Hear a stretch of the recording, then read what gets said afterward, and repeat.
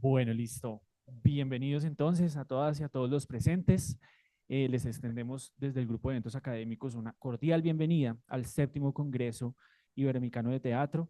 Mi nombre es Esteban Becerra y pues los voy a estar acompañando en esta mesa. Listo. Este año pues el tema es la política y lo político en el teatro iberoamericano. Y en esta mesa vamos a estar hablando de políticas de actuación y expectación. ¿Listo? Entonces, les recuerdo pues a nuestros compañeros ponentes van a tener 10 minutos para realizar su ponencia, también los que nos acompañan en la mesa conectados de manera virtual, ¿listo? Y luego entonces al final de las intervenciones, de las 4 intervenciones, vamos a tener un espacio para las preguntas o inquietudes o para propiciar el diálogo de la mesa con los y las asistentes, ¿listo? Entonces vamos a dar inicio con una invitada, nuestra ponente Diana Bolaño. Su ponencia se titula Desmontando a la princesa y al lobo, de construcción bufona, grito y estallido. Nos acompaña de manera virtual. Adelante, Diana, ¿estás por ahí? Hola, buenos días. Estoy aquí. Quiero confirmar si me escuchan bien y si podrían compartir pantalla de mi diapositiva para iniciar el espacio. Ok, sí, te escuchamos bien. ¿Tú tienes tu presentación de pronto allá? ¿Tienes habilitada la opción para compartir pantalla? Sí, pero se me dificulta con el dispositivo donde estoy conectada en este momento para hacerlo. Regálame un momento, por favor, y ya te ayudamos.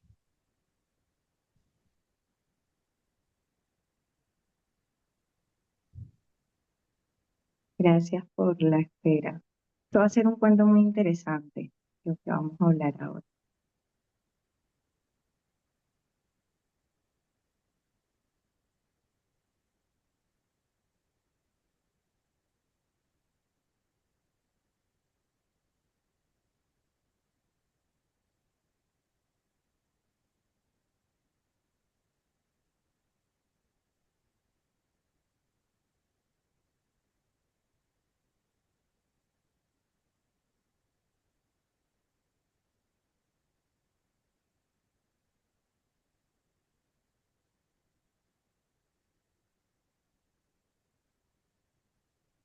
Igualmente puedo ir empezando cuando me indique. Ah, súper. Muchas gracias.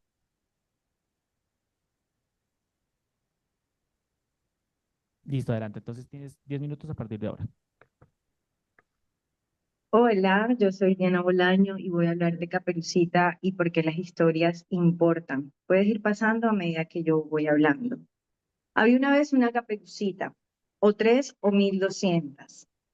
La Caperucita a veces se llamaba Julieta, otras veces Sandra, Valentina, Sofía, da igual. En esta historia siempre hay un lobo, uno, dos o manadas enteras que la quieren devorar. Hoy la barriga del lobo no es de fábula, son bolsas o maletas donde guardan el cuerpo de Caperucita. Casi nunca Caperucita llega a encontrarse con su madre, con su abuela ni con sus amigas. Casi nunca la vuelven a ver.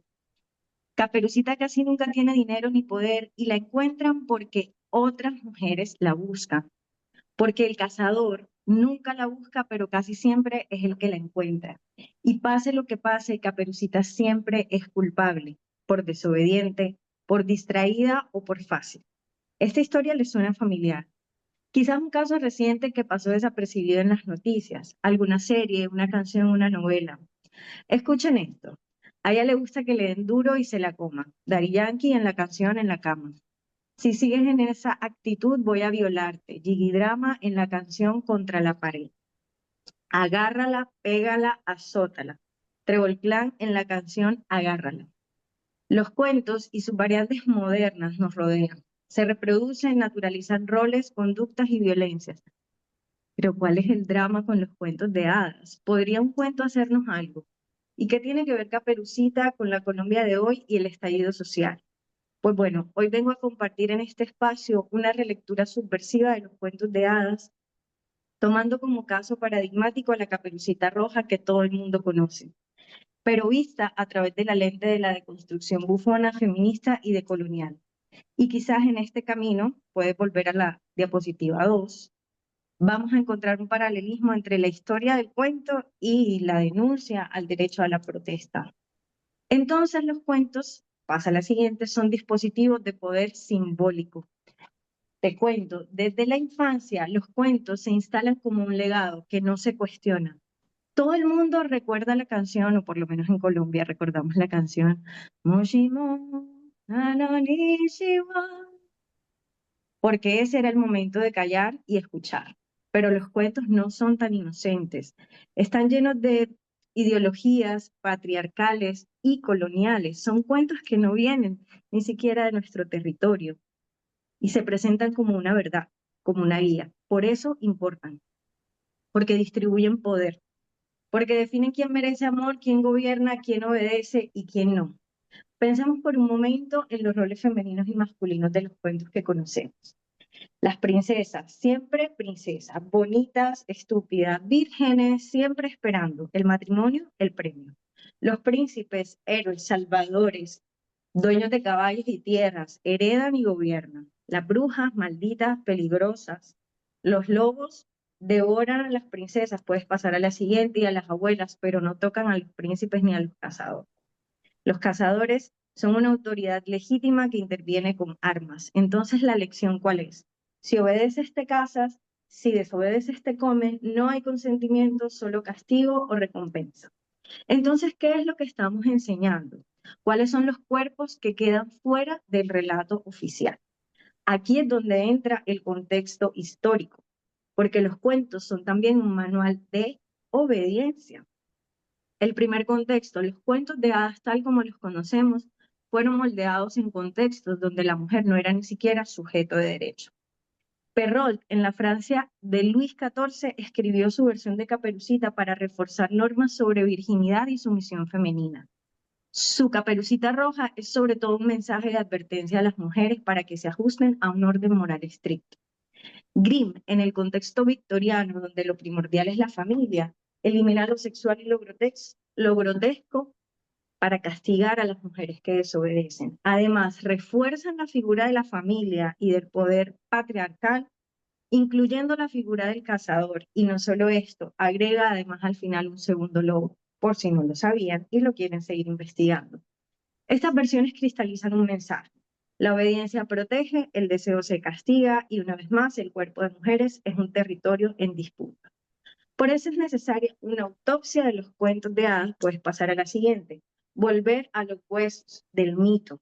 Volver al mito es una forma de liberar la historia. En las versiones orales, Caperucita es mucho más que una víctima. Engaña, sobrevive, se salva sola. Quiero que sepan que su origen es en el cuento de viejas, en unos relatos marginados que hoy en día han sido de muchas maneras silenciados y desvirtuados, y que cuando se encuentran en 1885 revela una historia cruda, puedes pasar a la siguiente, grotesca, con canibalismo y alusiones sexuales. Caperucita en verdad es un rito de paso, una metáfora de maduración sexual, sacrificio y menarquia, con símbolos poderosos como la ofrenda y la presencia de lo salvaje. Pasa a la siguiente. Lo cruel y lo grotesco en el cuento original, pasa a la siguiente, en realidad son herramientas para estremecer y enseñar, pero esa complejidad fue censurada, el sentido mágico trivializado, la protagonista sexualizada, el lobo convertido en una amenaza y el cazador, como siempre, el gran salvador.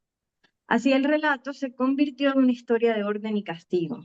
Caperucita devino, como muchas princesas, estúpida, deseable, rescatable.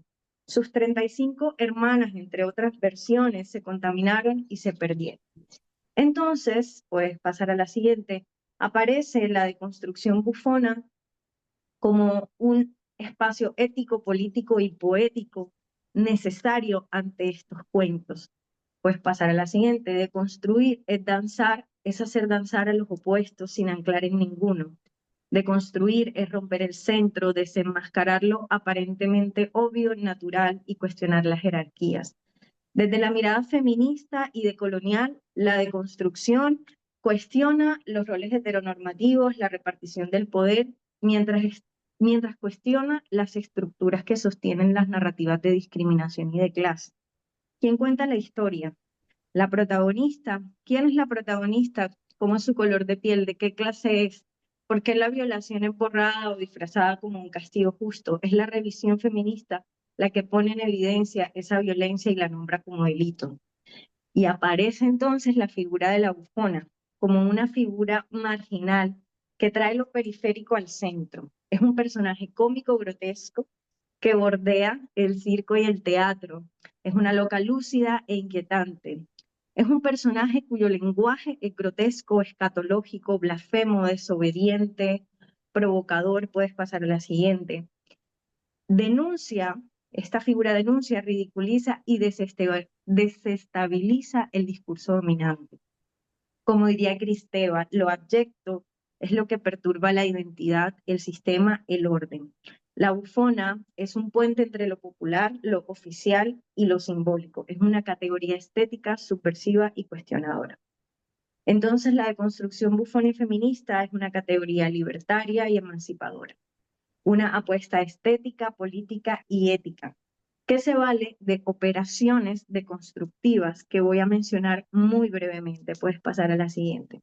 Algunas de estas operaciones deconstructivas que podemos aplicar y que yo he aplicado a raíz de este proceso de investigación en el trabajo del que les voy a hablar ahora al final son lo testimonial y lo biográfico. Pasa a la siguiente. En esto lo personal es político y esto es una herramienta también del feminismo. Otras herramientas son la desmitificación y el retorno al mito, volver a los huesos, extraer de ahí y traer eso periférico al centro. Desde la interpretación, desde lo escénico, el trabajo con la deformidad y la hipertrofia de la acción constituyen herramientas deconstructivas. El trabajo con ritmos acelerados, el cuerpo grotesco, la animalidad, el fisiologismo, la cosificación. Otras herramientas son la parodia, el exagero y la performatividad del género. Estrategias metateatrales como la autoconciencia ficcional, el desdoblamiento. La intertextualidad y el uso del leitmotiv constituyen también herramientas que se pueden usar cuando se están haciendo operaciones deconstructivas y, por supuesto, el lenguaje bufón. Ahora, para cerrar, les quiero hablar de Caperucita, el morbo feroz y el estallido social, y de cómo esta investigación se está convirtiendo en un proyecto de creación. Caperucita y el morbo feroz, la obra que sale de esta investigación, es una pieza escénica, puedes pasar a la siguiente, es una pieza escénica bufona que desmonta el cuento y revienta un sistema narrativo por completo. En esta Caperucita, la Caperucita es negra, colombiana, se llama Lila Aviala, participa en un reality show que busca rehabilitar su figura, la de la princesa correcta, la víctima glamurosa. El montaje plantea, pasa a la siguiente, el despertar de una mujer como símbolo del despertar de una conciencia social. Esta Caperucita que yo propongo expone la violencia simbólica de la sociedad limitada, la espectacularización de los cuerpos negros, la domesticación de lo salvaje, el perfilamiento y hostigamiento a quienes lideran causas de transformación y la criminalización de la protesta. Es fundamental, y con esto voy cerrando, que en este proceso de deconstrucción también se deconstruya no solo la historia y la escena, sino la manera en que nos relacionamos con el público. Y esto va más allá de lo que llamamos en el circo el número participativo o de romper la cuarta pared. En esta investigación, la relación con el público se trata de hacerlo personaje, de hacerlo partícipe, de hacer que decida, porque así se cuestiona su rol en la realidad, en la historia ficticia o en la historia real. Entonces, Caperucita, el morbo feroz, en Para que Caperucita y el cerrar. morbo feroz, el público no es pasivo, sino activo. Entonces, como sé que ya va cerrando el tiempo, te pido la última diapositiva y cierro con esto. Los cuentos sí nos han hecho algo, nos han formado y nos han deformado. Por eso es necesaria la deconstrucción bufona, feminista y decolonial. Cuando llevamos un clásico al escenario, estamos también poniendo una posición ética, y esto también es una pregunta para los artistas y las artistas que están aquí. ¿Cuáles son las narrativas y modelos que reproducen nuestras obras? ¿Los cuestionamos o no? ¿Deconstruimos esos clásicos que también decimos interpretar? Desde la ética bufona, la escena es un campo de batalla donde se desmonta tanto el relato como la forma en que nos relacionamos con el público. Necesitamos nuevas narrativas reparadoras, críticas y desobedientes. Muchísimas gracias. Las historias importan y nuestras narrativas también. Gracias. Muchas gracias. Listo, entonces vamos a dar paso a la siguiente ponencia a cargo de Alejandra Vieira, si lo pronuncio bien, y Yaremis Rebasa de Perú. Su propuesta se titula Entre la identidad y la escena, experiencia de laboratorio de actrices de distritos periféricos de Lima. Adelante. Gracias. Bueno, muchas gracias. Justo qué interesante lo que mencionaba Diana, porque sentimos que dialoga muchísimo con nuestra ponencia. Vamos a comenzar para tener el tiempo exacto. Y bueno, anoche renombramos nuestra ponencia a Ser o no ser actriz marrón en Lima. En la escena artística local peruana, la representación de los cuerpos no blancos está cargada de estereotipos que reproducen lógicas históricas de dominación, racismo estructural y estéticas normativas acorde con dichas problemáticas, que han definido durante siglos qué cuerpos merecen ser vistos, escuchados y reconocidos como protagonistas. A pesar de los avances en el discurso de la diversidad, inclusión y equidad, las oportunidades siguen siendo limitadas para muchas actrices no blancas.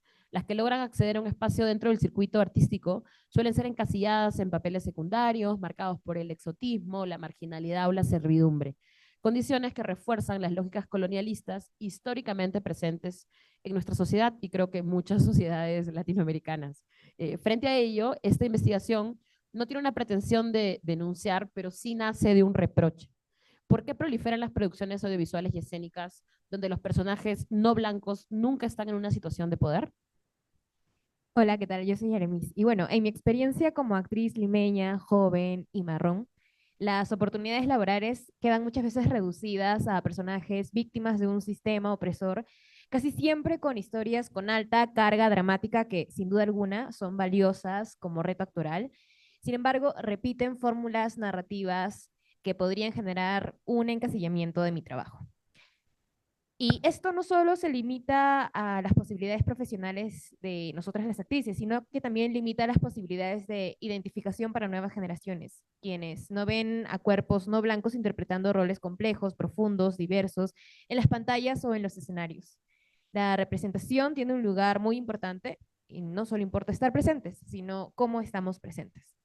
Según parámetros del marketing actoral, tener trabajo implica ser competente para el mercado, por lo cual lo recomendable es que el material visual de los actores, reels, fotos, debug, CV, correspondan estéticamente a un perfil determinado. En otras palabras, hacer encajar el fenotipo propio en personajes estereotípicos que el mercado ya ha delimitado. Lo que sucede en nuestro país es que esta delimitación de perfiles está cargada de prejuicios de un imaginario colectivo aún colonizado.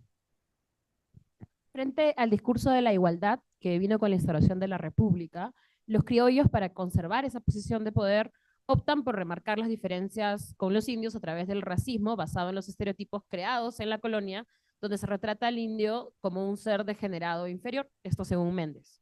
Pese a que se trata de una problemática que ya se reconoce en nuestro país, esta se mantiene y son los espacios de representación, el cine, la televisión, el teatro, quienes también participan, al reforzar imaginarios colectivos acorde con la histórica percepción social de determinadas comunidades, ¿no? Como señala Víctor Vich, en el Perú es imposible representarse a sí mismo porque el racismo se ha afianzado desde nuestra niñez y genera representaciones predeterminadas. Incluso después de múltiples transformaciones sociales, el modelo de belleza continúa siendo poco representativo de la realidad de la mayoría de los habitantes. Damos una simple mirada a las producciones audiovisuales y escénicas peruanas masivas y nos damos cuenta de eso, ¿no?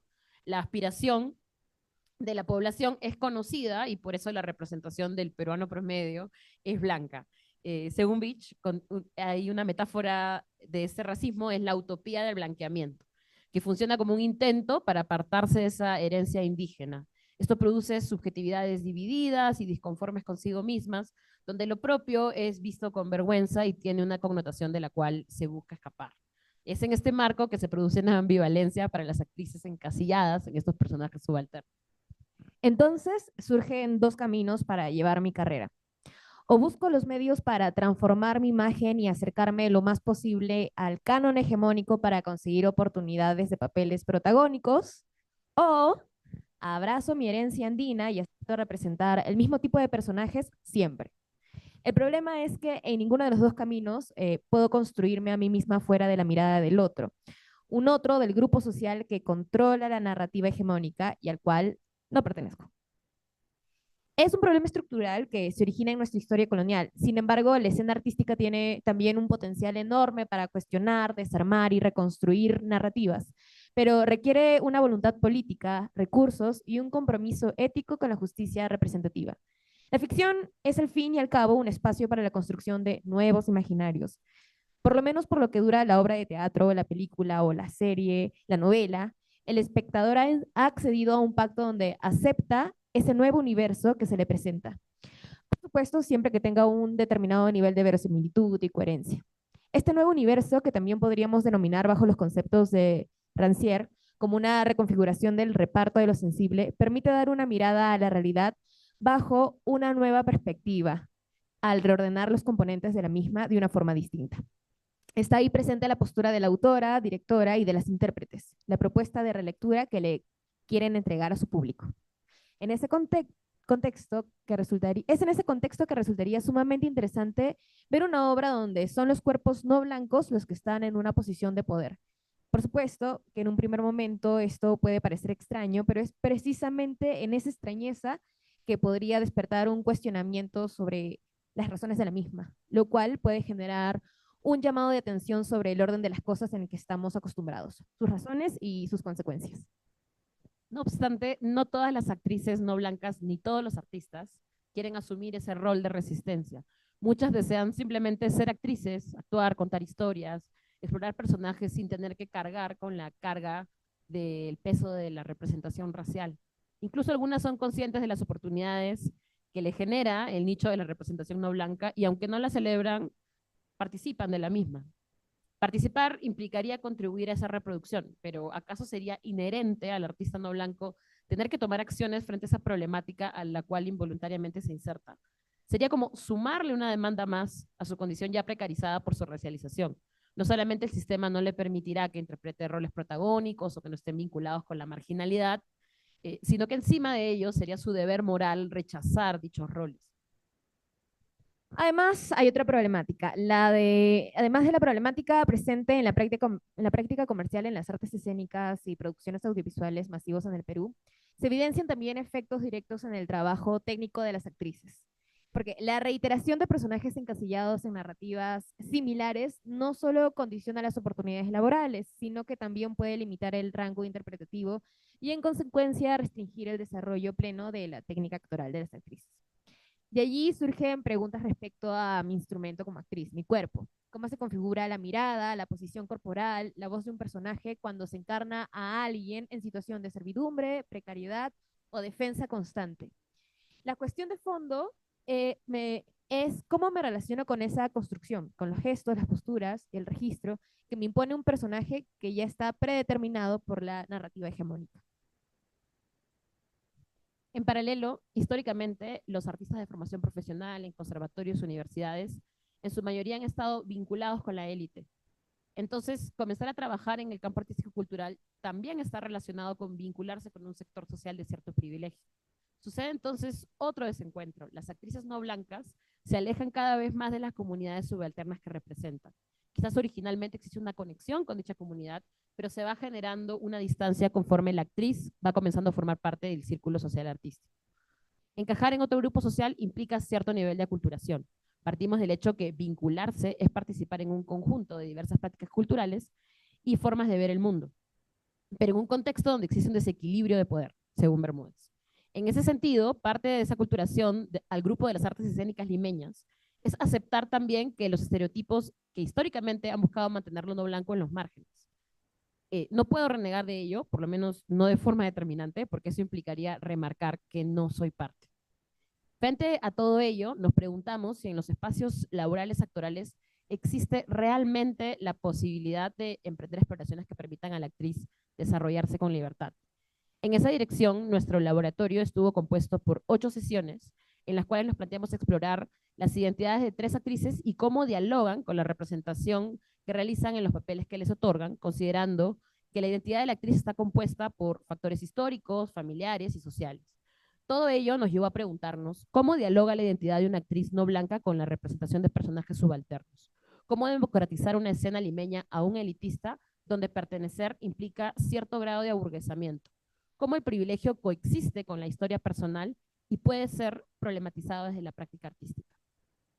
Bueno, y en la primera sesión de laboratorio, las actrices presentamos un texto escrito por nosotras mismas, acompañado de acciones físicas, sobre aquello de nuestra identidad que queríamos explorar. Luego redactamos un personaje ficticio que entrelace los tres relatos para encontrar paralelos y conexiones entre nosotras. Y en la segunda sesión escribimos y compartimos testimonios en primera persona de mujeres de nuestra historia familiar, como nuestra abuela o nuestra madre, para luego generar un planteamiento escénico donde no se emplee la palabra.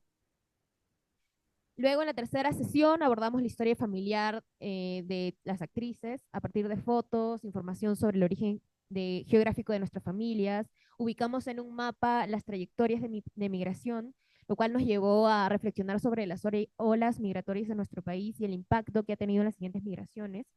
Y para la cuarta sesión presentamos una escena de casting interpretando a una actriz ficticia, donde pudiéramos exponer las competencias y las motivaciones para estar presentes en ese casting. Esta actriz ficticia podía contener estereotipos sobre las actrices de nuestro país, sin tener un vínculo con nuestra historia personal o procedencia. La quinta sesión fue un full day de grabaciones en los barrios donde crecieron las actrices. Acompañamos a cada una de ellas por lugares significativos para que nos compartan recuerdos y memorias. Se hizo el registro y de ahí una serie de entrevistas. Y en la sexta sesión dialogamos sobre lo vivido en esta visita a los barrios y propusimos una nueva improvisación de casting explorando la preparación, el encuentro y la espera del mismo. Y hicimos presentaciones personales también donde las actrices justificaban por qué debían obtener este personaje deseado. En la séptima sesión realizamos una nueva improvisación guiada, acompañadas por las proyecciones que habíamos recogido de los barrios. Y en la octava sesión se destinó pues al ensayo de la muestra de un work in progress que íbamos a tener. Aquí vamos a las reflexiones finales. La investigación nos confirmó que los espacios creativos deben ser construidos con un enfoque de cuidado, pues trabajar con material autobiográfico vinculado a la memoria puede remover fibras sensibles más allá del espacio escénico. Especialmente con el tema que veníamos trabajando, el cuidado en el proceso creativo era indispensable para no reproducir violencias simbólicas ni reforzar estigmas sobre nuestras propias subjetividades. El laboratorio, más que brindarnos respuestas, nos abrió nuevas preguntas, sobre todo sobre quién o qué define los criterios de representación y con qué fines. Percibimos que los criterios hegemónicos vigentes demuestran que la representación de grupos subalternos suele construirse desde afuera, desde el exterior, y está reducida a un conjunto de signos superficiales que refuerzan violencias simbólicas en lugar de desestabilizarlas. Entonces resuena inevitablemente la pregunta: ¿quién tiene derecho a representar qué? Que es una cuestión compleja que, llevada al el extremo podría derivar a la absurda pretensión de fiscalizar la vida de los actores antes de permitirles hacer un personaje, hecho que tampoco queremos promover, porque al fin y al cabo se trata de representar, no de presentar. El laboratorio de investigación escénica se perfila como una propuesta metodológica para la incorporación de una pedagogía decolonial en la formación actoral de la Facultad de Artes Escénicas en nuestra universidad, en la PUC. Al centrar la creación en la memoria, la procedencia, el territorio y el trabajo con la identidad de las propias actrices. Esto desafía la tradición eurocéntrica de la enseñanza y se incorpora como un aprendizaje donde el cuerpo no blanco no es transformado para encajar, sino asumido como una fuente legítima de conocimiento escénico y político. Y bueno, también este laboratorio es para nosotros una semilla que pueda dar el camino a un proyecto de creación escénica próximamente. Así es. Muchas gracias. Bueno, muchas gracias. Listo, entonces vamos a escuchar ahora a Roberto de México con su ponencia El fenómeno de la expectación ante la emergencia de lo real. Ya vemos que estás ahí alistando. Sí, denme un minuto en lo que carga esto, por favor. No sé si ahí ven mi pantalla. Ya la estamos viendo acá en la sala Zoom y ya la van a proyectar aquí a la sala para los presentes. Danos un momento, por favor. Ok. Listo, ya puedes comenzar 10 minutos a partir de ahora. Ok, espera, dame un momento porque yo no la puedo ver. Dame un momento, por favor. Ah, creo que ahí estoy. Ahí está. Bueno, hola, ¿cómo están? Espero que eh, nada, tengan una linda jornada del Festival de Manizales, del Congreso Iberoamericano para pensar pues nuestras prácticas artísticas. Me parece importante, digamos, el tema que nos convoca el día de hoy, que es la política y el teatro, o la política y la escena. Me encantó nada, lo que nos compartieron las colegas que me antecedieron, ¿no? Eh, y bueno, nada más como introducción, quiero dedicarle esta mi intervención a dos maestros que hace unos meses ya volaron de este terreno, al maestro Paco Beberido y al maestro Octavio Rivera, que realmente pues los quiero y los extraño mucho. Bueno, trataré de irme como lo más rápido posible, yo igual me estoy tomando un poquito el tiempo. Entonces, bueno, lo que les quiero compartir hoy es, como titulé esta ponencia, es el fenómeno de la expectación ante la emergencia de lo real. Y bueno, lo primero que quiero como comentarles es que, bueno, mi investigación sobre todo tiene que ver con el tema del espectador. Pero digamos que yo trato de alejarme digamos que del espectador en la escena y también lo instalo en el espectador en la vida. Es decir, preguntémonos no solamente qué hace el espectador en la escena, sino qué hace el espectador en la vida, qué hace el espectador en el terreno de la realidad, ¿no? Entonces, aquí lo primero que quiero como introducir es el concepto que comparte Dubati con respecto al espectador. Y bueno, él dice que el espectador siempre es mucho más que un espectador. El espectador hace mucho más que expectar. En su sentido etimológico, el espectador es alguien que observa atentamente algo que va a acontecer, ¿no? Y me parece como importante poner esto en un primer plano, ¿no? Porque creo que sí nos da como un sesgo, o bueno, nos da como una claridad con respecto a de dónde viene la idea de expectar, ¿no? Es decir, y también hay que tomar en cuenta que la expectación no solamente sucede, vuelvo y repito, en las artes escénicas. Es decir, no solamente cuando voy al teatro ya estoy expectando, en la vida también expectamos, ¿no? Es otra forma de expectar, pero también lo realizamos. Es decir, yo lo que quiero es que no tratemos de desvincular la escena con la vida misma, ¿no? Es decir, como que hay un vínculo, hay un diálogo importante, y hoy más en día siempre hay que poner en diálogo la vida y el tema de la urgencia, es decir, qué nos surge hoy en día, ¿no? Entonces, bueno, como dos características que me parecen como importante con respecto al tema del espectador, es que implica una anticipación y atención a lo que está por venir, y está relacionado a la acción de esperar, paréntesis, algo que va a acontecer, ¿no? Vuelvo y repito, por eso es que cuando vamos al teatro no vamos a observar, no vamos a contemplar, vamos a expectar. ¿Por qué? Porque sabemos que algo va a pasar. Es decir, sabemos que algo va a pasar, no sé qué vaya a pasar, pero yo sé que algo va a acontecer. En la vida misma también pasa eso, es decir, hay como grandes ejemplos de momentos de expectación, ¿no? En la vida, en meetings políticos, en marchas. Digamos que en muchos fenómenos sociales y políticos sucede el fenómeno de la expectación, y también como un espacio de lucha de movimientos y de masas. Es decir, la expectación puede realmente, aparte de convocar audiencia, tiene la posibilidad de movilizar, es decir, de desestabilizar incluso sistemas políticos también. Y bueno, justo quiero centrarme en el tema de expectar en la vida. Y bueno, parto de una pregunta que básicamente es: ¿qué hace el espectador frente a la realidad? Y aquí me parece importante situar el concepto de espectador justamente desde el tema territorial. Aquí hay unas palabras clave que coloco, que es la autobiografía, territorio, experiencia, autoexperiencia y teatralidad. Quiero ahorita enfocarme en el tema del territorio porque digamos que no existe espectador, existen espectadores. ¿Por qué? Porque es importante comenzar a situar el concepto de espectador a nivel territorial. Es decir, no es la misma forma de espectar de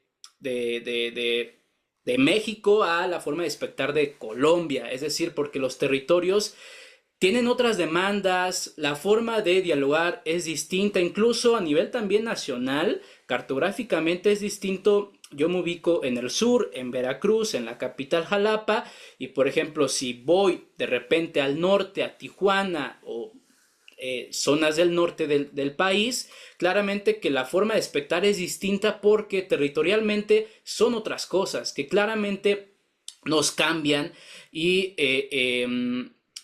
por ejemplo, uno en el concepto del espectador es importante también tomar en cuenta la biografía, la autobiografía de cada espectador. Por eso es que no hay espectador, hay espectadores, y eso también me parece importante a nivel de políticas culturales, porque luego simplemente la gente piensa en números, en datos, pero no piensa que los espectadores ante todo somos humanos y también hay que tomarnos en cuenta nosotros, ¿no? Es decir, creo que también las políticas culturales deben que comenzar a pensarse a nivel territorial, es decir, no qué es lo que demanda el mundo, qué demanda mi territorio.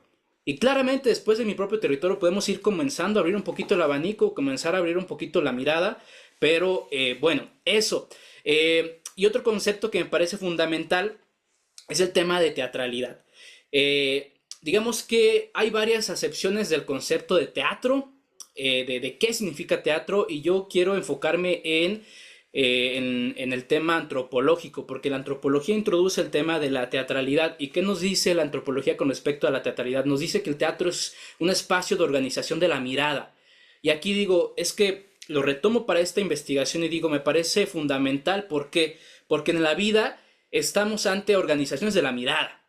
Es decir, y también me quiero enfocar en los temas de crimen organizado, en temas de violencia, en temas de necesidades sociopolíticas, que digamos que estamos ante la vida en espacios de organización de la mirada. Todo esto, si vemos a nuestros celulares, nos organizan la mirada constantemente, las noticias nos organizan la mirada, nuestro propio territorio nos organiza la mirada, y la organización de la mirada también es una organización del cuerpo, es decir, el cuerpo del espectador.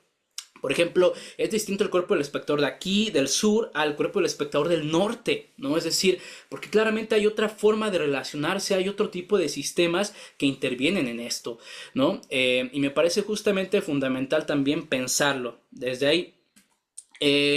Hay un concepto que yo propongo, que es el tema de espectadores en riesgo. Y básicamente, ¿qué es espectadores en riesgo? Bueno, los espectadores en riesgo son todos aquellos intérpretes, hacedores, creadores escénicos y espectadores de artes escénicas que viven y conviven en territorios donde imperan los espacios del miedo, las guerras, la violencia sistémica, crimen organizado, entre otros tipos de violencias.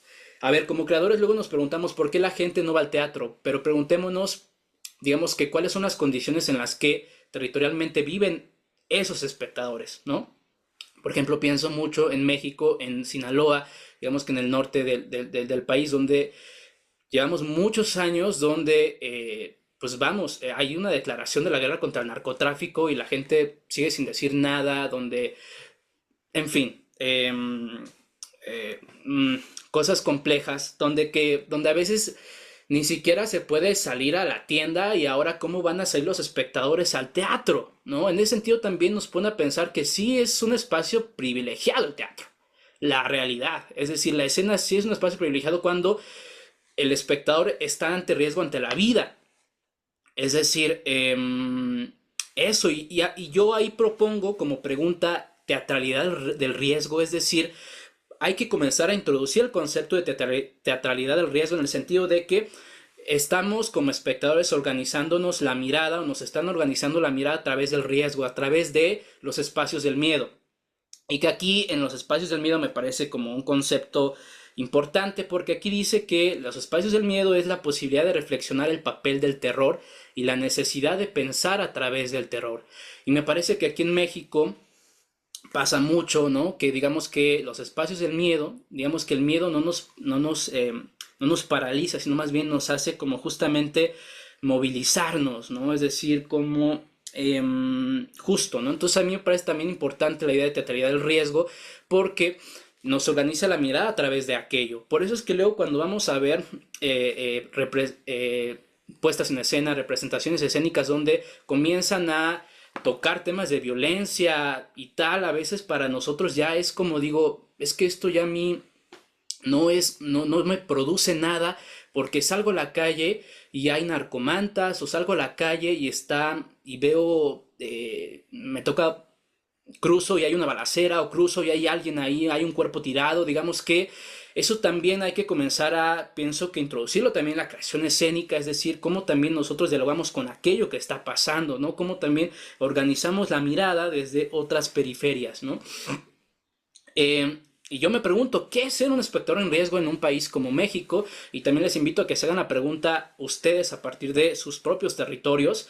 Y bueno, yo aquí les comparto una serie de fotografías, ¿no? Donde digamos que hubo un movimiento, yo aún sigo en shock de lo que sucedió en el rancho de Teuchitlán, en Guadalajara, ¿no?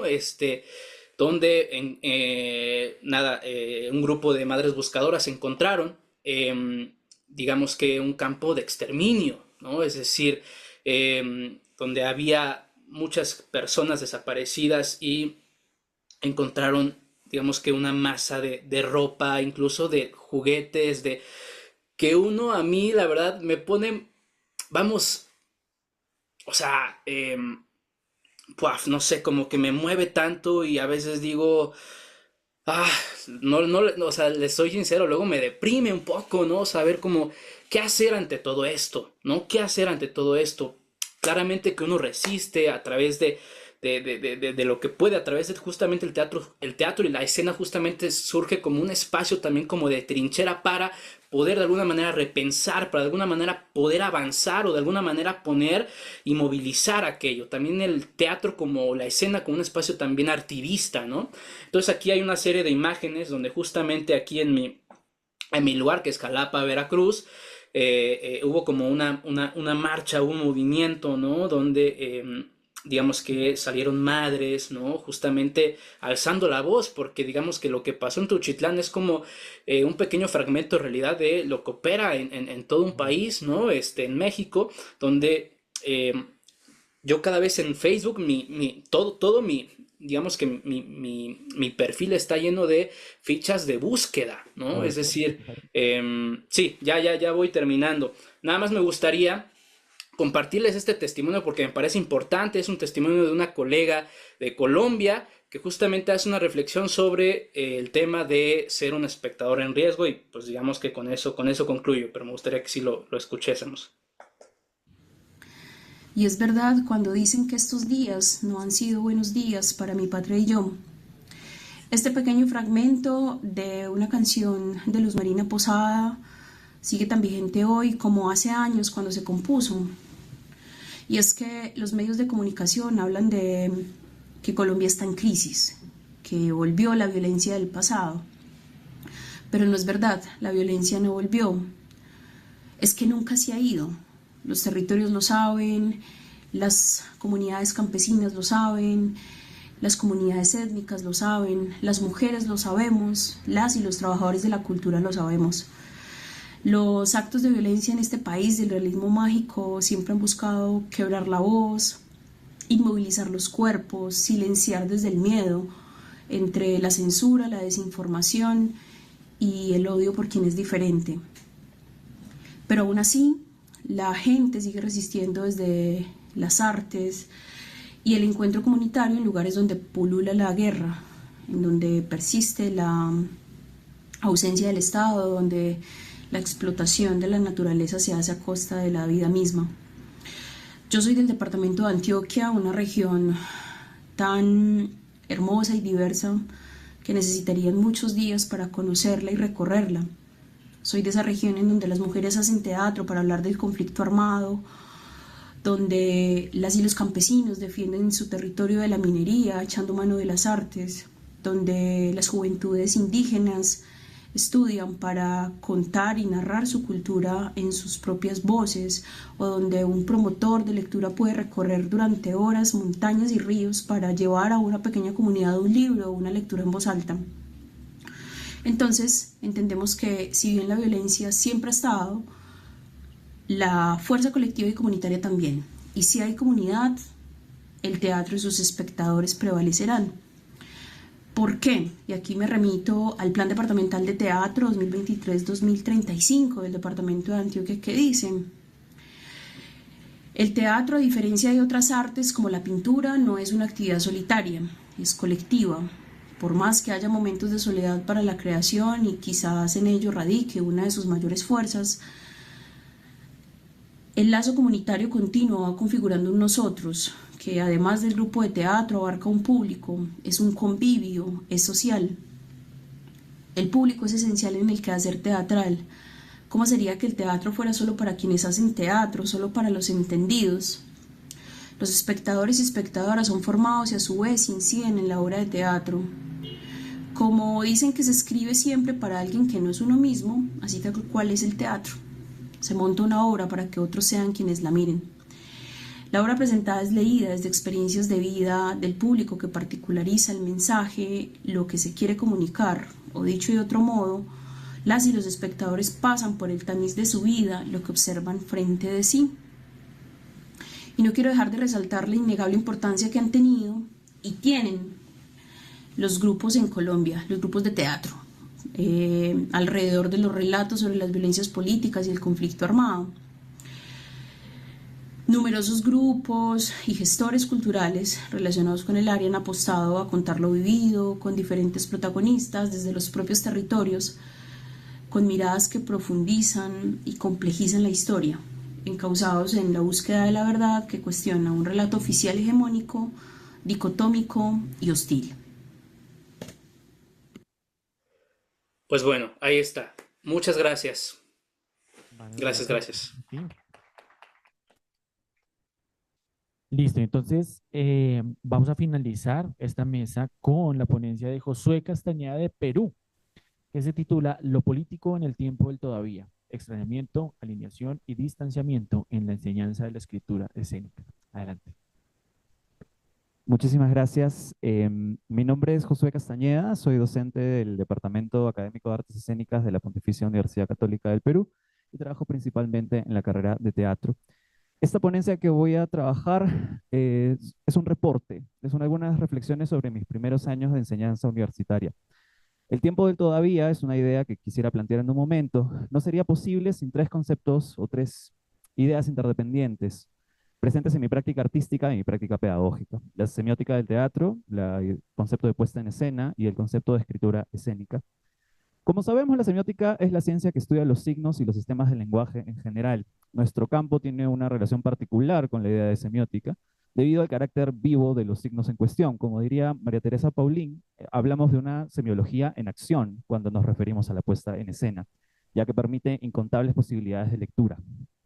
Por otro lado, Patrice Pavís tiene un texto interesante que se llama La puesta en escena contemporánea, donde define la puesta en escena y dice que es un sistema de significado controlado por un director o un colectivo.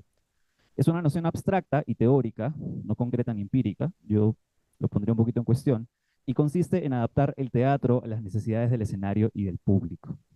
Las rutas de teatro en nuestro continente, en Latinoamérica en particular, han puesto siempre en tensión la idea de que este sistema vivo de significados, que la puesta en escena, sea una mera traducción de un texto dramático, y ha defendido constantemente la autonomía de la escena. A mí me gustaría definir la escritura escénica como esta práctica autónoma de producción y recepción del sentido desde la escena. Y aquí es donde viene una primera reflexión. La autonomía de la puesta en escena, que es un espacio maravilloso, no viene siempre acompañado solo de una sensación de emancipación con respecto al texto, sino viene también acompañado de una búsqueda, tanto técnica, que nos permita navegarla, y de herramientas concretas para afrontar la incertidumbre del proceso creativo. Tim Etchells afirma que en el proceso de escritura escénica es un proceso que se niega a saber, de entrada que busca, se mantiene más bien como un viaje emprendido en el que el territorio se despliega, tan sorprendente para nosotros como para cualquier otro. Como diría Miguel Rubio también, uno entra al espacio a buscar algo que no sabe qué es, pero sabe que está ahí en la escritura escénica. Retomo la consideración, hablando de Miguel, sobre cómo nuestro continente ha sido un lugar interesante en la atención de las diferentes maneras de entender la escritura escénica. Pienso en la idea de creación colectiva y la idea de dramaturgia del actor como maneras de escribir en el espacio de formas distintas, ¿no? Estas prácticas remiten a procesos de articulación de sentido, remiten también a procesos de jerarquización de lenguajes, y a la autonomía y la centralidad del cuerpo del actor danzante en el espacio. Miguel Rubio contrasta el teatro occidental basado en la literatura dramática con las teatralidades originarias, y eso me parece siempre interesante, que son ágrafas en su mayoría. No son teatralidades, son formas de hacer que carecen de una escritura. Y no es grato que nosotros en nuestro continente vivamos repletos de escrituras ágrafas, ¿no? Este enfoque ha permitido que las fronteras de nuestros teatros, de los teatros latinoamericanos, estén saludablemente removidas y suficientemente contaminadas para enfrentar una pregunta fundamental: ¿desde cuándo podemos reconocer indicios de teatro en el Perú y en América Latina? Esta pregunta sintetiza un desplazamiento de la escritura como una tradición del texto a una escritura como un acontecimiento vivo, enraizado en memorias corporales y comunitarias. Les decía que yo vengo de la Universidad Católica, y en la Universidad Católica sucede un fenómeno bien interesante, que es que nuestro plan de estudios, al menos en la especialidad de teatro, tiene como dos bloques marcados. El primer bloque está centrado en el trabajo stanislavskiano, aristotélico, de contar una historia que está en un texto. A partir del sexto ciclo, que es la segunda mitad de la carrera, empezamos a afrontar cursos que tienen que ver con la ruptura de la puesta en escena, la ruptura del texto dramático desde categorías textuales, como por ejemplo hablar de teatro del absurdo o hablar de teatro surrealista o pánico. Y luego tenemos un curso de creación colectiva y un curso de montaje. Entonces, yo a lo largo de esos últimos años he estado navegando, dictando cursos de la primera y de la segunda mitad, cursos de actuación, que son los cursos centrales. Y ese navegar me ha permitido entender qué es lo que pasa en el cuerpo y el hacer de los estudiantes, que pasan de la práctica de la escritura como una prolongación del texto a la escritura como una apuesta autónoma. En mis primeros años de docencia me he movido en estos espacios y me he dado cuenta de algunas cosas, y que me he dado cuenta que es un terreno fértil pensar en estas consideraciones. La primera cosa es que en el ejercicio de la puesta en escena como traducción del texto dramático versus la versión autónoma, se enfrenta por primera vez a procesos donde lo primero que aparece es una necesidad muy fuerte de validación en los estudiantes. Al no haber un texto dramático o al no haber un plan determinado, la pregunta sobre qué vale o qué es posible en el escenario, muchas veces el estudiante la desplaza hacia la figura docente. Son las primeras cosas que me parece interesante. Otra cosa, en la práctica muchos estudiantes quieren cerrar escenas, por ejemplo, los cursos de creación colectiva, quieren cerrar escenas pronto, montar en lugar de seguir explorando, y sus propuestas tienden a caer en lógicas realistas, con poca capacidad de abstracción, y a veces incluso pasa una cosa muy interesante, que es que se asume que la escritura en el espacio omite la escritura textual. Entonces muchas veces lo que sucede es lo contrario, tenemos escrituras escénicas que no tienen nada de texto, como si el texto no dialogara con la puesta. Hoy siento que particularmente vivimos en un mundo donde predomina, nosotros y los estudiantes vivimos en un mundo donde predomina la búsqueda de la inmediatez, la poca tolerancia a lo que todavía no se entiende, y la frustración cuando las cosas no pasan apenas me son enseñadas. Es una cuestión bien interesante en el aprendizaje. En este terreno de tensiones es donde me gustaría pensar en el tiempo del todavía. Es una forma particular de poner en valor la categoría de proceso en la enseñanza del teatro. El todavía es la categoría fundamental de la escritura escénica. La raíz de este tiempo del todavía viene de Duchamp. Duchamp dice en una de sus notas de trabajo que en lugar de llamar a la pintura deberíamos llamarla retraso o demora, ¿no? De esta manera, lo que se nos permite entender es que lo que observamos no es un cuadro acabado, sino algo que todavía está en proceso de hacerse. Y muy al margen de que demora sea simplemente un reemplazo de palabra, lo que nosotros estamos buscando es hablar de la suspensión, ¿no? El proceso donde las cosas no se definen. La frase, George D. Huberman, que es un estudioso que me parece súper interesante, habla de esa suspensión como ese momento cuando uno tiene un sueño súper fuerte, se levanta y sabe que lo que ha soñado significa algo, pero todavía no puede saber qué es. Y solamente el día a día puede remitirnos a ese saber. Romeo Castellucci, que es uno de mis directores favoritos y guías, trae esa idea de lo que es sueño y lo que es realidad muchas veces a escena, y es desde esas prácticas que me parecen a mí interesante pensar. Nosotros podemos pensar en las piezas teatrales o las piezas escénicas o las obras en general que hemos visto y que nos han cambiado la vida, no porque nos explican una idea con claridad, sino porque abren una serie de misterios en los que nosotros nos reflejamos, ¿no? Este todavía no entender, es algo que me gustaría aclarar, no es un proceso necesariamente infinito, no tiene un cierre.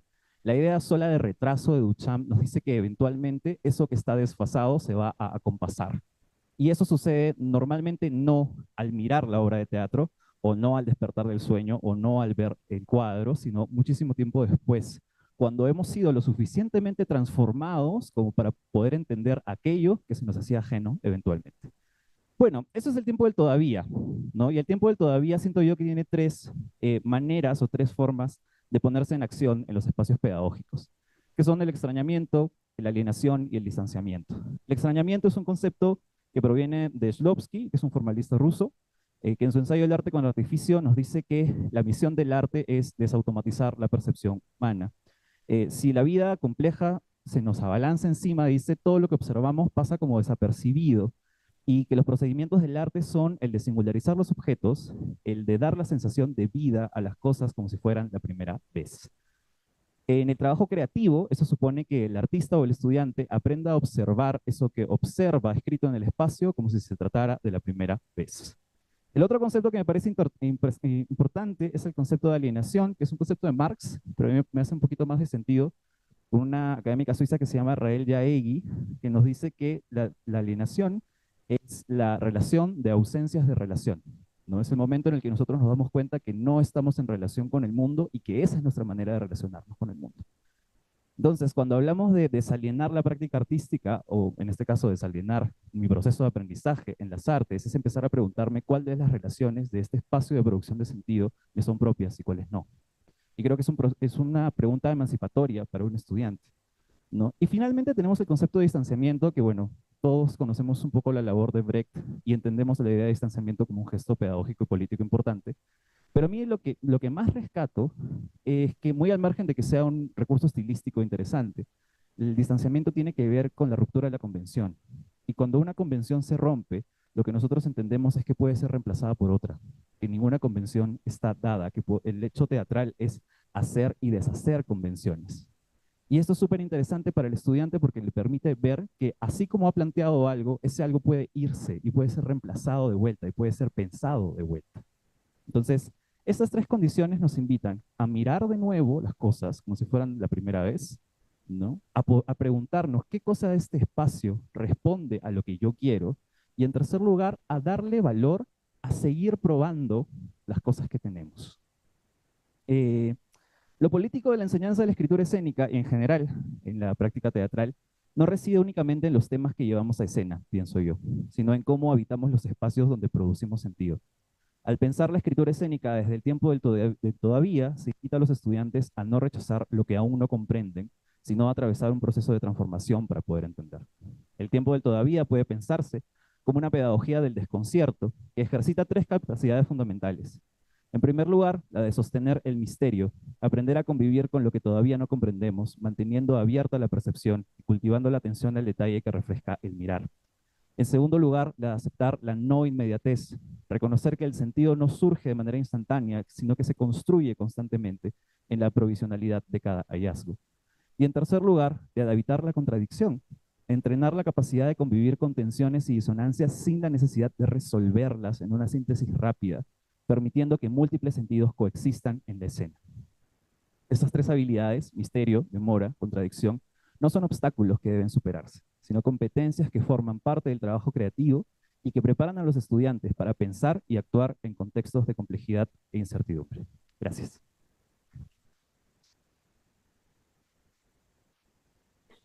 Bueno, muchas gracias, Josué. Bueno, listo, entonces contamos con algunos minutos para cerrar la mesa. Si hay intervenciones de parte del público, preguntas que le quieran hacer, tanto a los panelistas presenciales como a quienes nos acompañan a la mesa virtual. Entonces simplemente levantan la mano si alguien quiere intervenir, tiene alguna pregunta, algún aporte al respecto antes de cerrar. ¿O estamos bien por ahí? Ánimo, ánimo. Ajá. Ok, listo. Bueno, entonces si no tenemos preguntas podemos dar por terminada la mesa. Les damos muchas gracias a los panelistas por sus aportes. Fue una mesa bien interesante. Y bueno, entonces tenemos un receso de 10:40 a 11:20 y tenemos entonces luego 2 mesas más, ¿no? Entonces aquí se va a llevar a cabo la mesa número 4, que tiene que ver con teatro de mujeres, comunidades y grupos. Y en el salón de al lado tenemos una mesa 3, análisis dramático y espectacular, ¿vale? Bueno, que estén muy bien.